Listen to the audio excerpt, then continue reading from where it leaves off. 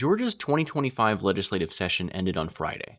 While some of the big-ticket items like tort reform were settled relatively early, we saw some drama in the final days on issues like passing the $37 billion budget. But on the last day of the session, lawmakers agreed to a budget, the only thing that the Georgia General Assembly is constitutionally required to do each year.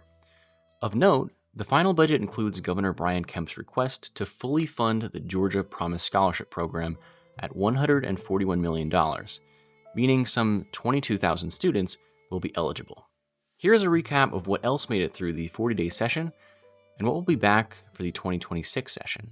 Senate Bill 68, sponsored by Senator John F. Kennedy, addresses several aspects of tort reform, including, but not limited to, reevaluating premises liability, requiring a truthful calculation of damages in personal injury cases, thereby eliminating phantom damages, and allowing a jury to know whether a plaintiff was wearing his or her seatbelt in an auto accident.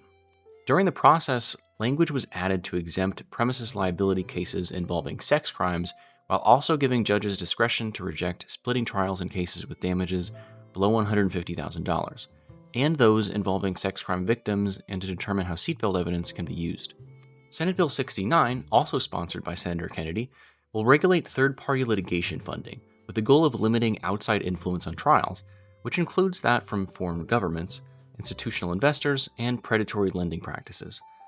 More tax relief is on the way for Georgia taxpayers.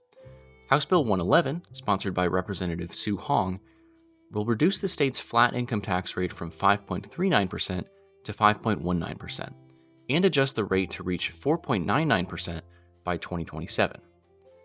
House Bill 112, sponsored by Representative Lauren McDonald, provides tax rebates of up to $500 to Georgia taxpayers.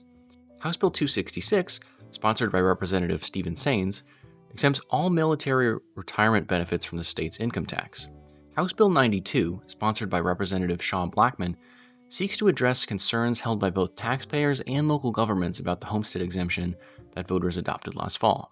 The bill extended the date by which local governments could opt out of the exemption, but also provided a mechanism by which they could rescind their opt-out.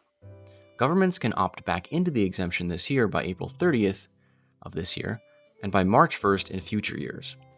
House Bill 880, also sponsored by Representative Blackman, will be considered next year. It would establish a taxpayers' relief fund, which is used to supplement revenue to gradually reduce income tax rates and other forms of tax relief. The bill would also decrease the lowest rate possible for individual and corporate income tax from 4.99% to 3.99%. The Taxpayers Relief Fund has been used in Iowa, which has gone from being ranked 44th for its tax climate to 20th. A prominent regulatory reform measure passed the Senate. Since it didn't clear the House, it will be back for consideration next year. The Red Tape Rollback Act of 2025, Senate Bill 28, sponsored by Senator Greg Dolezal, passed the Senate.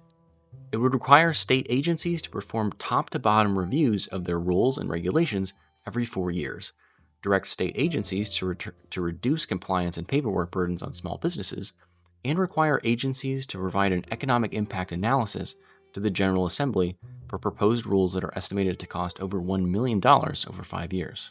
And in education, a number of measures made it through at least one chamber. Legislation that would require the State Board of Education to publish federal guidance and guidelines was approved by the Senate. Senate Bill 124 is sponsored by Senator Sean Still. This language was originally in Senate Bill 22, sponsored by Senator Blake Tillery. The House approved House Bill 328, sponsored by Representative Casey Carpenter, which would increase the annual tax credits available for the state's tax credit scholarship program from $120 million per year to $140 million. Carpenter noted the program is regularly oversubscribed on day one each year.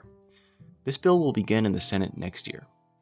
The Senate advanced legislation that would allow foster families to qualify for the Georgia Promise Scholarship Program.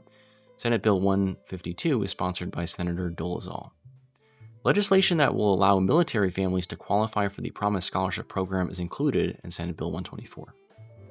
Legislation intended to encourage and provide incentives for local boards of education to approve new charter schools is one bill that passed both chambers. Senate Bill 82, known as the Local Charter School Authorization and Support Act of 2025, is sponsored by Senator Clint Dixon. Thanks for following our At the Capitol videos this year, and for more updates, make sure to subscribe to our Friday Facts newsletter.